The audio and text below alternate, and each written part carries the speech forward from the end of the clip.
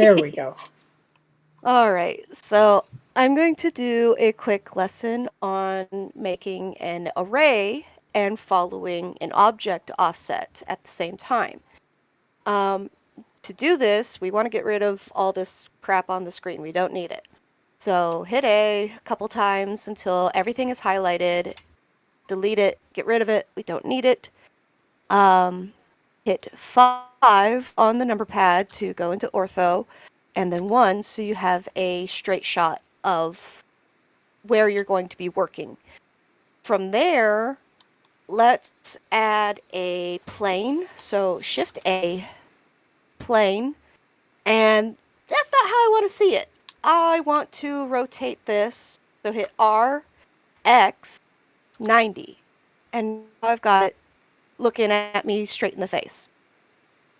For to work for the array, though, I have to do one extra thing, which is Control A, which is applying my rotation that I just did. So Control A, or you could go to Object and, Object down here, apply, and you'll get the same that I just pulled up with Control A. I just want to do rotation, and done. That way, when I start doing the array, it will talk to where it's located and how it's rotated. From here, I'm going to go into edit mode with the tab, which you can also do down here with the pop out. Let's now scale this down and scale it up and move it up. And I'm doing this in edit mode because I want my origin point to stay there. If I move my origin point, I can always reset it later. That's no big deal, but it's easier to just manipulate it in edit mode. So let's scroll that in. Let's make a sun ray. So I've got the shape, and I kind of want a repeating look, which the array is going to do for me, but I don't want it to just be this solid, just one piece. So I'm going to actually trick and go down to these overlapping circles here, and that is your pivot point. Right now, it's set to a median point. I want it to talk to where the 3D cursor is located. So see how now my axes jumped to that. If I go back to median point, it's now in the middle. And if I rotate it, that's where it's going to rotate it.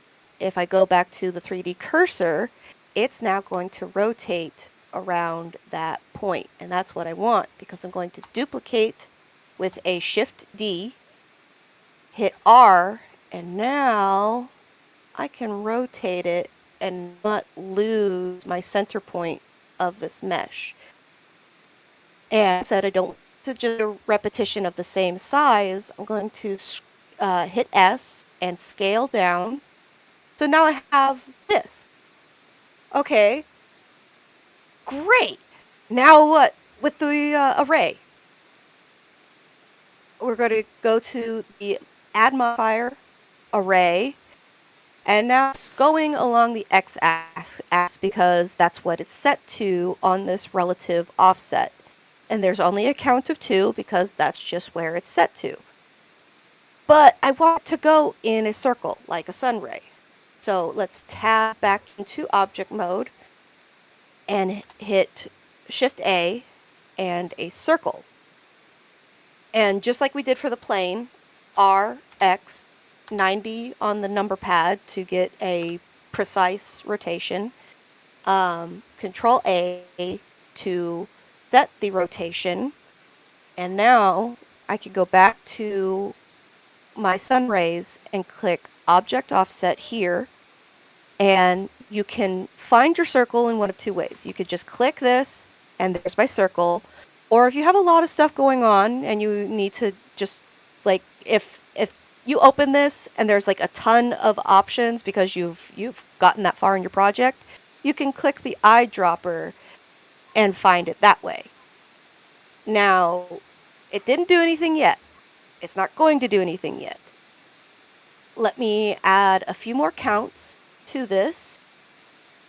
And then I believe it is, yes. So I'm going to, while still rotating around the 3D cursor like we said earlier,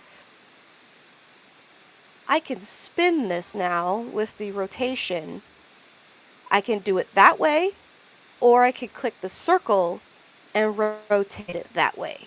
And rotate it until you get it to where you want it. Now, this doesn't look right. That's okay. We can change our relative offset. And I'm just clicking the arrow down until I've got a circle. And I could go back to the circle that I'm offsetting and spin it and make them more not unique, more organic ray of sunshine, and just spin it and manipulate it until it does what you want it to do. So I've got a count of 10 that seems like a good even number to set. So you just rotate it until it looks right to you. And that's pretty much it. Once you have this, you just hit apply and you now have all of that mesh now generated. If you don't hit apply, so I'm going to hit Control Z to get my modifier back. If I don't hit apply and go into edit mode, it's just the two pieces we made initially. And that comes beneficial when it comes to unwrapping and stuff later. But, you know, for the most part, when you just want to make a shape, there it is. And that's pretty much it. Awesome. Let's see if it got your voice. All right.